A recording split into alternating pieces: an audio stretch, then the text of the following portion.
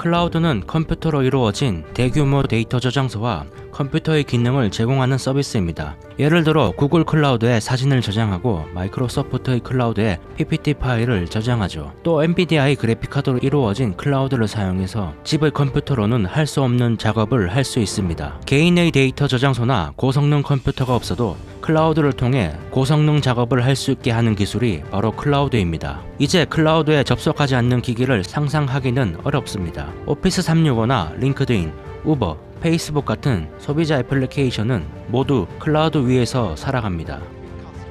MS는 클라우드 분야에서 성공하기 위해 PC와 서버 이유를 바라보았습니다.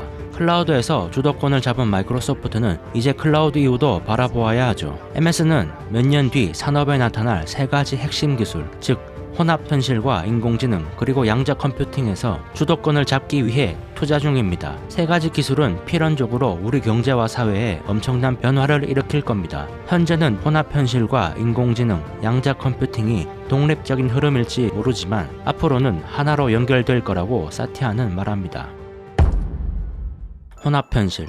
혼합현실은 의료와 교육, 제조업 부문에서 반드시 필요한 도구가 될 겁니다. 사티아는 마이크로소프트 본사 지하에서 작고 완전히 독립적인 컴퓨터 홀로렌즈를 처음으로 머리에 써보았습니다. 홀로렌즈가 갑자기 사티아를 지구에서 4억 킬로미터 떨어진 화성의 표면으로 데려갔죠. 사티아는 홀로렌즈를 경험해보고 반했습니다.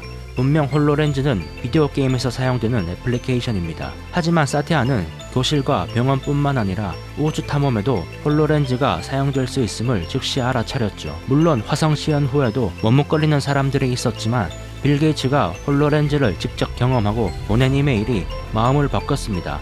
빌은 이렇게 말했죠. 저는 화성 시연에서 대단히 감명받았습니다. 화성의 모습이 사실적으로 느껴졌으며 현실의 시야를 확보할 수도 있어서 사물에 부딪히지 않으면서도 자연스럽게 움직일 수 있었습니다. 나는 홀로렌즈에 설득됐습니다. 다시 말해 회의실 안의 책장을 보고 주변 사람들과 대화하면서 화성에 있는 바위를 살피는 일이 가능해졌습니다. 그것이 혼합현실이라는 기술의 본질입니다. Let's go to Mars.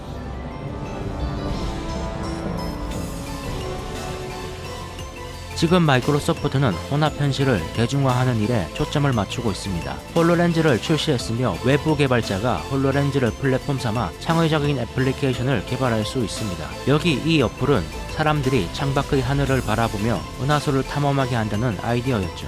나만의 속도로 은하수를 이리저리 돌아다니고 별을 확대해보고 내가 관찰할 내용에 주석을 달고 나중을 위해 경험을 저장할 수 있습니다. 다른 개발자들도 유용한 애플리케이션을 제작했습니다. 예를 들어 로우가 개발하는 앱은 사용자가 부엌이나 욕실에서 새로운 가구를 배치하고 싶을 때 홀로그램을 통해 현재 구조 위에 겹쳐 보이게 하는 기능을 제공합니다.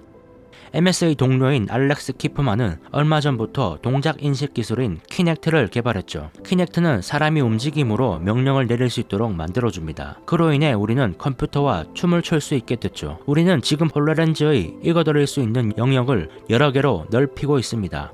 행동이나 말로 홀로렌즈에 명령을 내릴 수 있다는 거죠. 하지만 우리는 키넥트를 사용해 춤을 추고 홀로렌즈를 사용해 바위에 손을 뻗더라도 아직 우리는 함께 춤추는 사람이나 바위를 느끼지는 못합니다. 하지만 언젠가 만지고 느끼는 촉감 기술이 완성된다면 컴퓨터는 사람을 안거나 등을 토닥거리는 행동을 하면서 사람을 위로할 수도 있을 겁니다. 어쩌면 이런 기술이 난민이나 범죄 피해자 같은 정서적 문제를 겪는 사람에게 감정적으로 유대감을 형성하는 능력을 길러줄지도 모르죠. 이제 사람들은 어린 시절부터 디지털 기기와 인터넷 속에서 살아가는 디지털 원주민의 존재를 인정합니다. 그리고 언젠가 컴퓨터를 사용한다는 것이 곧 혼합현실에서 세계를 돌아다니는 일이라고 생각하는 혼합현실 원주민이 등장하게 될 겁니다.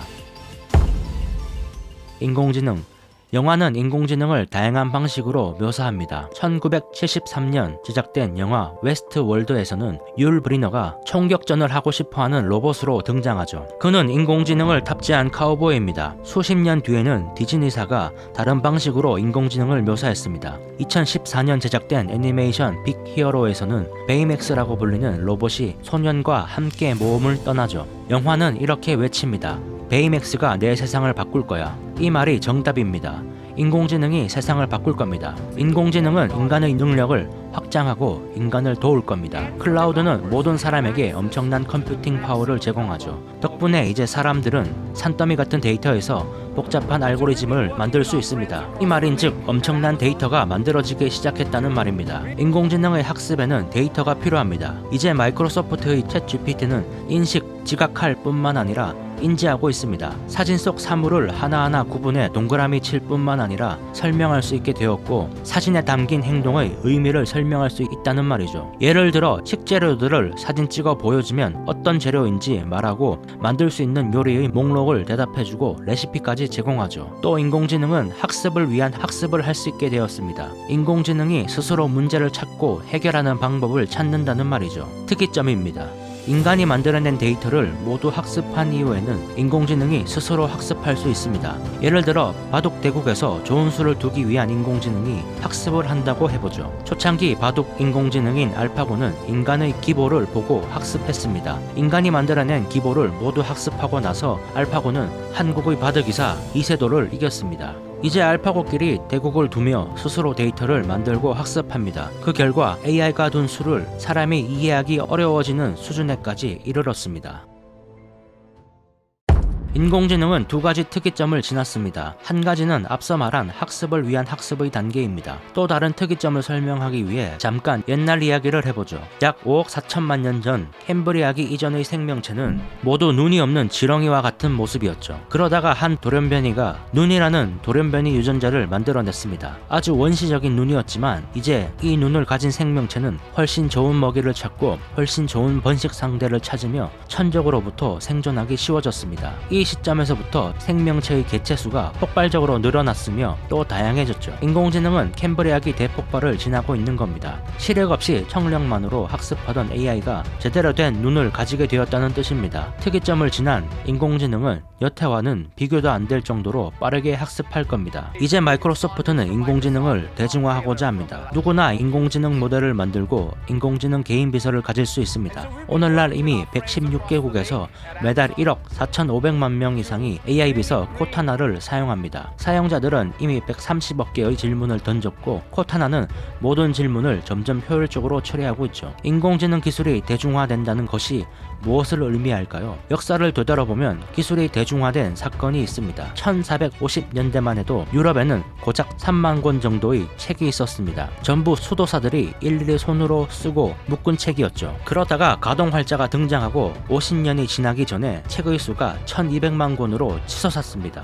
그러면서 교육과 과학, 예술 분야에서 르네상스가 촉발됐습니다. 마이크로소프트는 인공지능 서비스의 기초를 이루는 패턴 인식 능력, 지각 능력, 인지 능력을 전 세계 모든 개발자가 사용할 수 있게 오픈할 겁니다. 개인이 능력적인 한계로 인해 하지 못했던 일 또는 인간이 오랜 시간 들여야 했던 일을 이제는 인공지능이 도와줄 겁니다. 예를 들어 오피스 365 같은 생산성 도구에 인공지능이 탑재될 겁니다. 그렇게 되면 인간은 훨씬 창의적인 일에 집중할 수 있습니다. 기술로 인해 개인의 생산성은 향상되고 누구나 창의력을 현실화할 수 있을 겁니다. 그야말로 르네상스 시대입니다. 앞으로 펼쳐질 세상엔 창의력은 더욱 중요한 요소가 될 겁니다. 10년 후에는 인공지능이 사람보다 나은 언어 능력과 시각, 인지 능력을 갖출 겁니다. 이제 사다리에 첫 발을 올렸을 뿐입니다. 인공지능이 어디까지 확대될까요?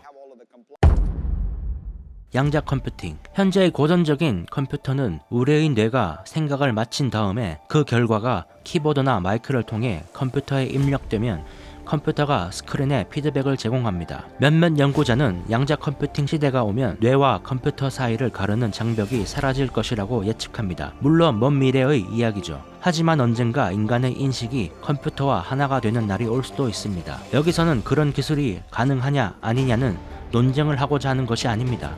마이크로소프트가 투자하고 있는 기술의 마지막엔 양자 컴퓨팅이 있으며 그것이 세상을 어떻게 바꿀지 생각해 보자는 겁니다. 물리학자이자 노벨상 수상자인 리처드 파인만은 양자 컴퓨팅의 개념을 제시함으로써 컴퓨터 분야에 양자역학을 도입했습니다. 양자 컴퓨터가 개발된다면 우리는 수많은 병렬 연산이 동시에 수행되어 한꺼번에 답이 나오는 세상으로 진입하게 되죠. 현재 가장 어려운 암호를 해독할 때 기존 컴퓨터가 10억 년이 걸린다면 양자 컴퓨터는 100초 혹은 2분 안에 해독이 가능합니다. 양자 컴퓨터가 개발되면 모든 암호를 해독할 수 있어서 혼란이 찾아올 거라고 말하는 사람들도 있지만 다행히도 양자 컴퓨팅은 고전적인 암호 분야에도 혁신을 일으켜 안전한 컴퓨팅 환경을 제공할 겁니다. 하지만 이보다 기대되는 목표가 있습니다.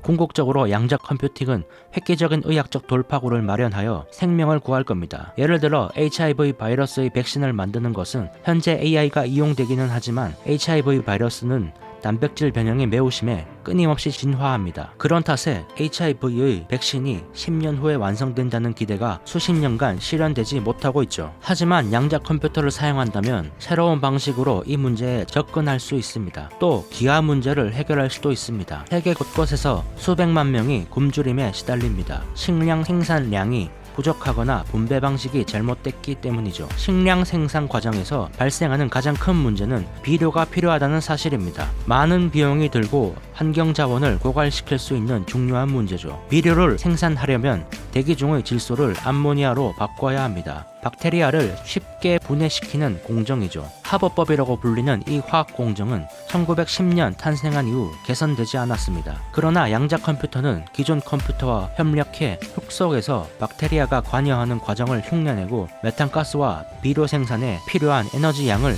줄여줄 새로운 인공 촉매제를 발견하기 위한 대규모 실험을 진행할 수 있습니다. 이런 촉매제가 발견된다면 환경에 대한 위협도 감소시킬 수 있을 겁니다. 언젠가 양자 컴퓨터는 보조 처리 장치로서 우리의 명령이나 신호를 받을 겁니다. 인공지능 개인 비서는 사용자를 위해 수십억 개의 그래프가 첨부된 문제를 해결해 줄 겁니다. 이때 순식간에 수십억 개의 가능성을 살핀 다음 몇 가지 선택지를 제시하는 일을 양자 컴퓨터가 도울 겁니다. 마치 닥터 스트레인지가 모든 경우의 수를 확인하는 과정을 단 몇 초로 줄여주는 것과 비슷합니다.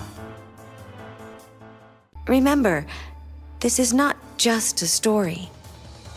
This is our future. 물론 이런 신기술이 등장했음에도 과제는 남아 있습니다. 인공지능 비서와 로봇에게 일자리를 빼앗기는 사람들을 어떻게 도울 것인가? 인공지능 비서가 사용자에 관한 모든 정보를 안다고 해도 사람들이 이런 로봇의 조언을 받아들일 것인가? 다음 영상은 인공지능 시대에 우리는 어떻게 대처해야 할 것인가에 대한 사티아의 조언입니다. 이 영상은 사티아 나달라의 저서인 히트 리프레시의 내용을 요약한 겁니다. 책의 자세한 내용이 궁금하시다면 풀버전 영상을 보시길 바랍니다. 영상이 도움이 되셨다면 구독과 좋아요 부탁드립니다. 감사합니다.